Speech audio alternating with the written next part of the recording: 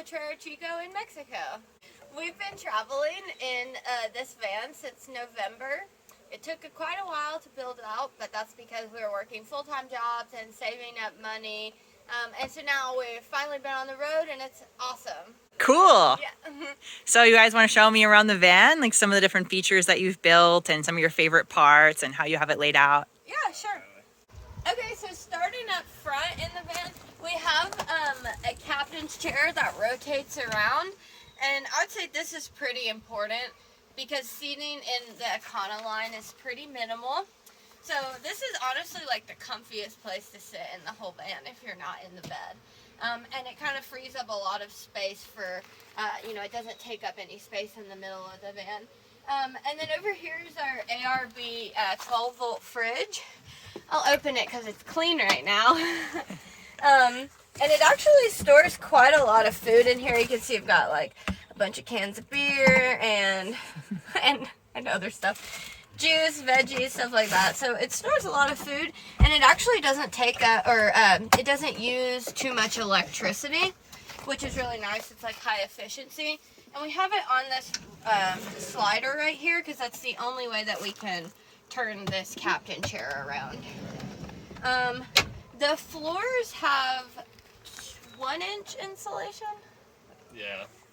The floors are 1-inch insulation, and these are like actually pretty nice floors from Lowe's. Kind of went all out on the floor. And the cabinets here we're pretty proud of because we did it all ourselves, and we have never done any cabinetry work before. It was definitely a learning and growing experience. It was a lot of frustration involved, but we're super happy with the way that they look. I am super proud. I think that they're beautiful. Same thing with the countertop. This was just a piece of slab of wood from Lowe's, and we sanded it and stained it and beveled the edge. And everyone always loves these tiles, but really this is just a sticker, stickers that we got off Etsy. But they add like a big pop of color in here. So the sink here is on a 12-volt pump back there that's connected to our solar setup. And here we have 5 or 6 ounces of gray water that we have to like dispose of ethically whenever we have the opportunity. And then just some random storage down here. And then we have 12 gallons of fresh water. So when we refill those, most of the time we do it at a gas station if we can find a hose. A few times we've done it at like a public park or something. So we just try to, when we spot one that looks like no one's gonna get mad at us for using, we'll try to refill the water. And then our stove goes right here, and we have all that. We keep it secured so that if anything were to happen in the van, like an accident or something, that stuff doesn't fly out and hit us or something. All right, so up top here we have 300 watts of the Renogy solar panels that we got off Amazon. And so those are coming down.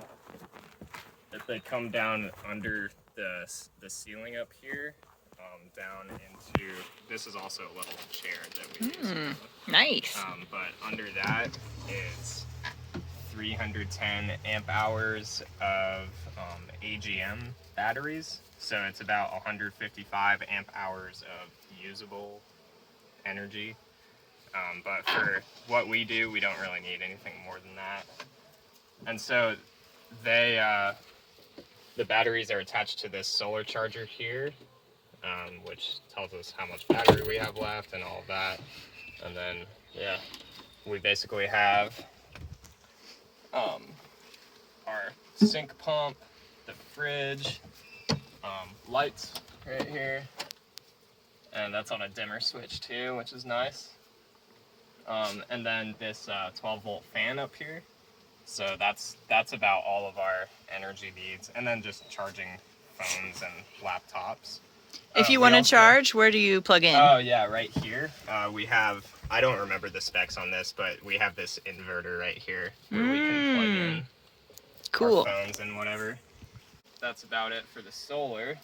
How did you guys figure out what your solar and energy needs would be?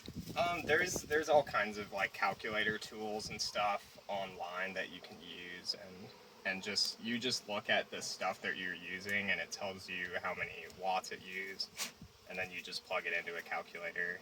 So this here is our full size bed.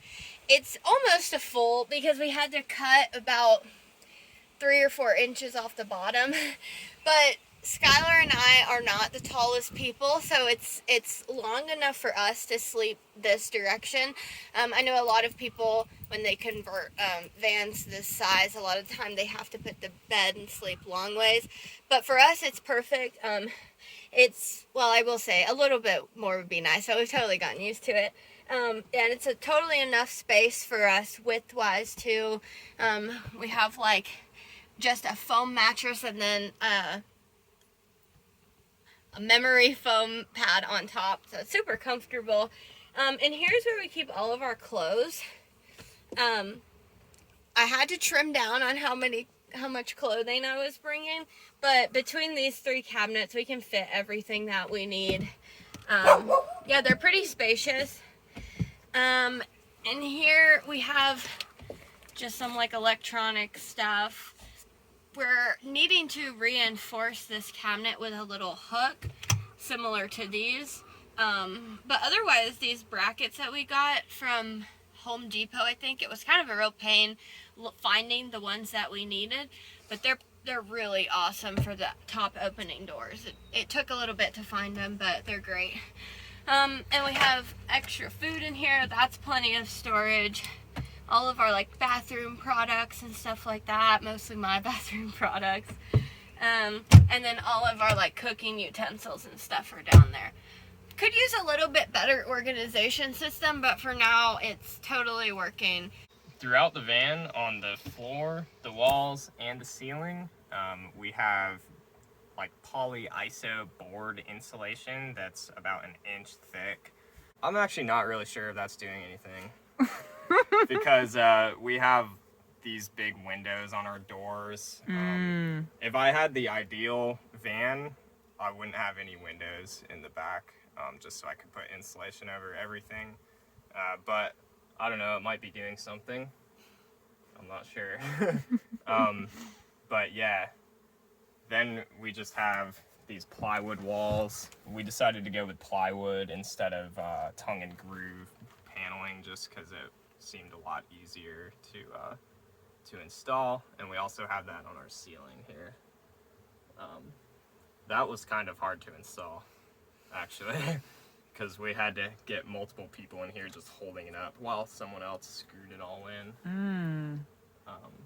But yeah, and then right down here, I forgot to mention, is a carbon monoxide alarm, which is very important, especially if you're cooking in the van, which we do, because when it's raining outside, we just have to open our vent up, and it can suck air out, so that's what we do, but just to be safe, we have this in here so we don't die. And then also right in here is a little nook that we made with this door that you can push to open, and then here is our trash can. It's just a bucket you can get from the hardware store, and it doesn't hold very much trash, but it's better than nothing. Oh, and it also serves as a chair. Awesome. So we actually sit on this a lot. Usually one of us is here and the other's on this, because it's a bit more comfortable than this little box here. Makes sense. But yeah, and then it just slides in there. And I know everyone wants to know, where do you guys go to the bathroom? We go to the bathroom outside, or in a public bathroom. What if you have an emergency? Why are you lying? So I think a lot of people want to know where we go to the bathroom. For number one, that's pretty easy. You get really comfortable going outside, using any public restroom available to you, or when you wake up in the middle of the night, you don't want to go outside, or if you're in a Walmart parking lot, you can't go outside. So we do have a gallon jug that we keep and empty as often as possible for emergencies in the van. It's a lot easier for Schuyler to use it than me, but I do have this little thing. It's called a Go Girl, and I got it at Walmart actually for only $10. And I would say there's like a little bit of a learning curve to use it, but now it's super simple and easy for me to use, and I can hop out of bed and use it and then go back to bed. And yeah, so it's not the most glamorous, but you know, using the bathroom isn't usually glamorous. True. And then as far as number 2 goes, I think you just get comfortable using public restrooms, and you get on a schedule, I guess. Yeah. And what about your period? So for me, I have an IUD, so I actually don't get my period as heavily as I used to, which is really nice living in the van. But I do use these like period panties. I think these are Thinks, yeah. And I've actually found them to be really helpful and convenient in a situation like this. Also using reusable stuff like a Diva cup. I also have a Diva cup for when I need that more. And that's nice because you can empty it less frequently than like taking out a tampon or something like that. And then you don't have as much waste, like a bunch of tampons in your trash can. So that's how I've been getting along so far, and it's all been working really well for me. So this is our garage and the back of the bedroom. Firstly, I had this idea in my head that there could be some shelves on these doors, and so it was kind of a prototype R&D situation, but I came up with these like shelves, and they're like decently sturdy, but it's actually, I find it really convenient when you're sleeping right here, you know, to put like a book, my phone, my water bottle. I got some like other random stuff. Oh yeah, I've always wanted to plug these earplugs. So important in the van. I love these things, especially in a Walmart parking lot. So I keep them right here next to my bed. Anytime I can't sleep, I just pop them in. So good. But yeah, so this is our garage. As you can see, we are climbers, and we have a lot of stuff to lug around in addition to our personal belongings. So here we have just like honestly a ton of storage back here. Even though the clearance isn't that high, we're able to fit a bunch of these bins in here. Our packs. We've even got a crash pad in here for bouldering, and some lawn chairs, or yeah, some camping chairs. Camping stuff that has like tent footprint, all kinds of camping stuff. We've got 2 sleeping bags back here, some extra bags, a bunch of like tools and stuff, and some jumper cables, which we've unfortunately had to use multiple times already. We're driving around with all of our electricity and all of our daily needs. So I think it's pretty important to have backup random little stuff that we might need, some hosing for our water system and stuff like that. So we have room for all of that stuff in here, which is really nice. And also, I don't think we showed, but we have a couple of outlets on the side here. I don't think you'll be able to see it. Got like my phone charger. Oh yeah. Yeah, we wired some 12-volt outlets right there, and here's another one for the lights. So I added just a couple of little crafty elements into the van. This fruit hanger right here, I just made that in a Walmart parking lot like a month or 2 ago, and I just drilled some holes up into the wood there and put some hooks in. Also, it looks really nice, colorful with the tiles and stuff. A good reminder to like eat fruit. And then another little crafty element I did, I just painted this dog. That's Schuyler as a dog. He's got a climbing harness and he's drinking a PBR. And so it's just nice to have a few little elements like that in here that give it some character. And another thing that we managed to fit into the van here is this Metolius fingerboard or hangboard. And this is for practicing climbing grip strength. So guys, remind me again what type of van you have, what year it is, and how much it cost. So it's a 2006 Ford E-250. It cost $6,500. And I was really just searching for a bunch of different vans, and they were all too expensive, and this is the first one that seemed reasonable to me with the mileage. I bought it with 105,000 miles on it, and we've since put like 20,000 more onto it, but yeah. Cool. And how long did the interior build cost? How long did the interior build take, and how much did it cost? So it took us over a year, but that's because we were working full-time and trying to save money. And we weren't working on the van a lot. Yeah, there were many like periods of several months where we weren't working on it. So if we had consistently worked on it, it probably would have taken 2 or 3 months. And that's with having no experience, having no idea what we're doing, and just watching YouTube videos and going off of that, really.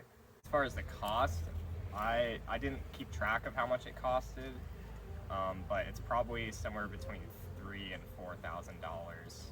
And most of that is like the batteries and the solar components and all of that. Does that include your refrigerator? Yeah, including the refrigerator. Okay, cool. Yeah, because we got that on Craigslist for, I think it was $700 for the refrigerator and the slider, and it was used, and that's about half of the price that it would cost new, so that was a pretty good deal. Yeah. How did you guys decide that you wanted to live in a van? So I had been interested in living in a van since I was like 16, just being on the internet and finding forums where people were living in vans, and traveling had always interested me, so it was kind of in the back of my mind for a while. And then I got into rock climbing and ended up living in a Honda Element while rock climbing a lot. And then it rained for a long time once, and my friends all had vans, and they were a lot more comfortable than I was in my Element. So I went home and decided to buy a van. Because of that one time when it Yeah. was raining. Yeah. We had just became friends, and he had bought the van, and then we started, cultivating a romantic relationship, and he was like, you should come with me and live in this van.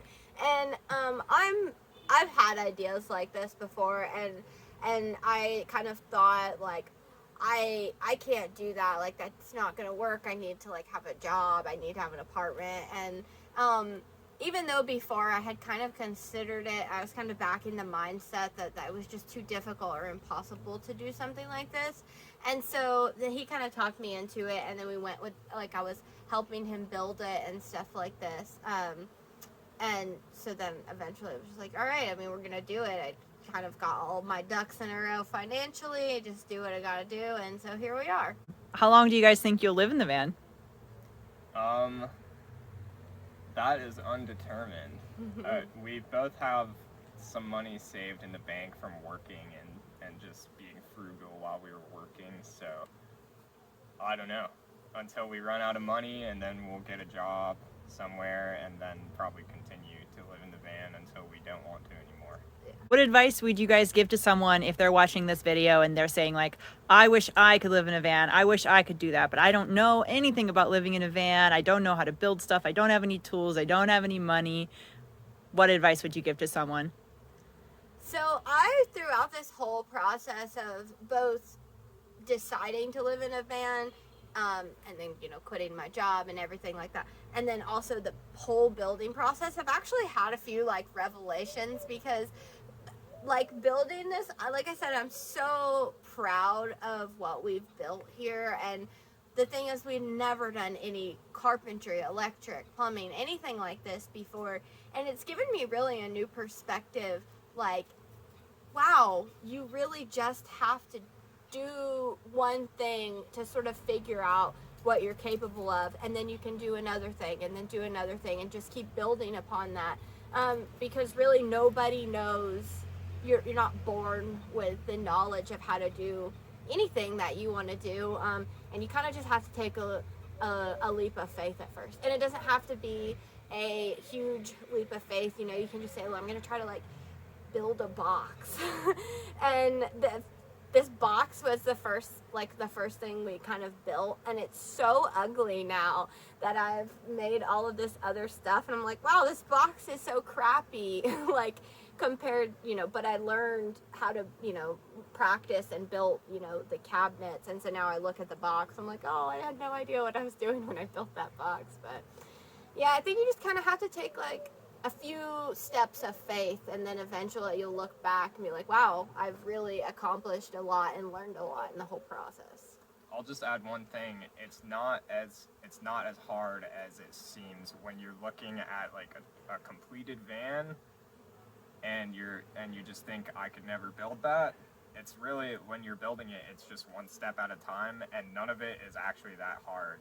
There's lots of resources on the internet where you can see what other people are doing, YouTube videos. What's been the most surprising thing about van life for you so far? With how I had began to endure the cold. Yeah.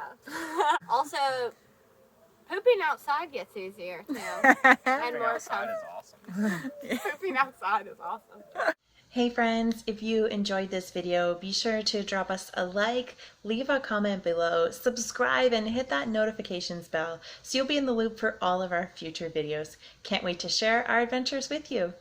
See you in the next one.